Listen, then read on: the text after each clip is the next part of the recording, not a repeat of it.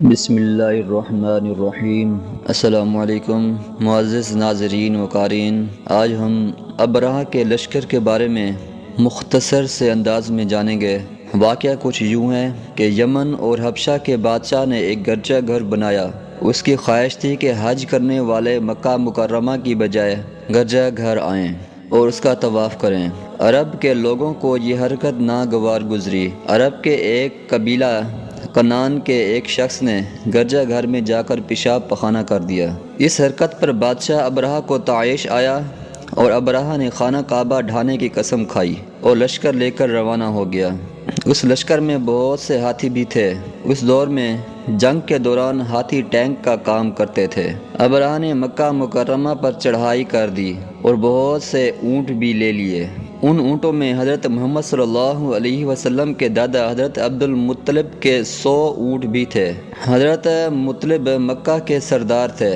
حضرت عبد المطلب ابرہہ کے پاس آئے۔ ابرہہ نے آپ کی بہت تعظیم کی۔ حضرت مطلب نے ابرہہ سے کہا، تم میرے اونٹ واپس کر دو۔ ابرہہ نے حیرت سے کہا، میں فوج لے کر کعبہ ڈھانے آیا ہوں جو تمہارے باپ دادا کا مقدس مقام ہے۔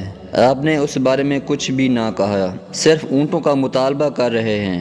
حضرت عبد المطلب نے کہا، میں اونٹوں کا مالک ہوں اس لیے اونٹوں کا کہہ رہا ہوں۔ کعبے کا مالک اللہ ہے تو وہ اس کی حفاظت خود کرے گا۔ ابرہہ نے آپ کے اونٹوں کو واپس کر دیا۔ پھر حضرت عبد المطلب نے قریش سے فرمایا، تم لوگ پہاڑ کی گھاٹی اور چوٹیوں پر پناہ گزین ہو جاؤ۔ لہذا قریش نے ایسا ہی کیا۔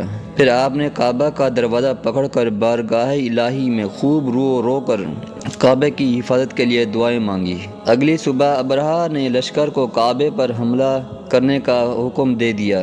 لشکر نے ہاتھیوں کو چلنے کے لیے اٹھایا تو ہاتھیوں کا پیش رو محمود ہاتھی جو سب سے بڑا ہاتھی تھا وہ کعبے کی طرف نہ چلا۔ جس طرف اس کو چلاتے تو یہ ہاتھی چلتا لیکن خانہ کعبہ کی طرف نہ چلتا۔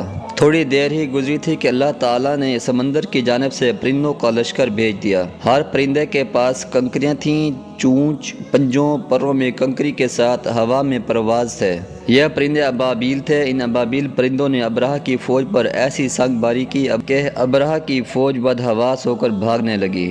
ابابیل کے پاس کنکریاں چھوٹی چھوٹی تھیں مگر وہ قہر الہی بن کر سپر سونک میزائل کی طرح برس رہی تھیں۔ پرندے جب کنکر فوج پر برساتے تو یہ کنکر ہاتھیوں کے جسم میں ایک طرف سے گھس کر گولی کی طرح دوسری طرف سے جسم کو چیر کر نکلتے۔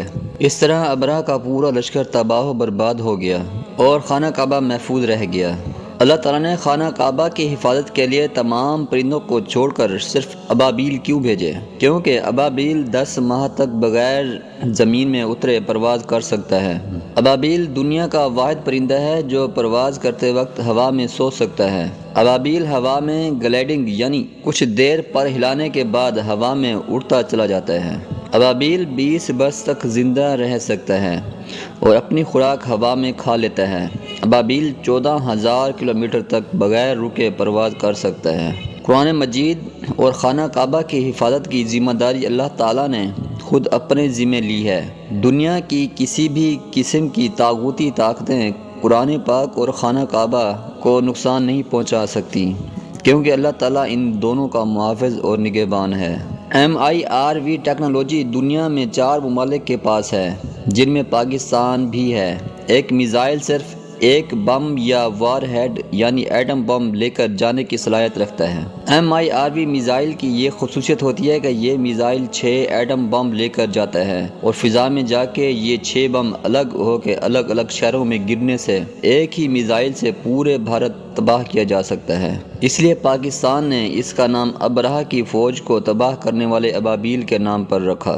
پاکستان نے MIRV ابابیل میزائل بنایا جو دنیا کے جدید ریڈار کو جام کر کے ٹھیک نشانہ لگانے کی صلاحیت رکھتا ہے، جس کی رینج 2200 کلومیٹر تک ہے، جو اسرائیل کو بھی نشانہ بنا سکتا ہے اور ضرورت پڑنے پر کعبہ کی حفاظت کے لیے یہ ابابیل کی طرح ہر وقت حاضر ہوگا۔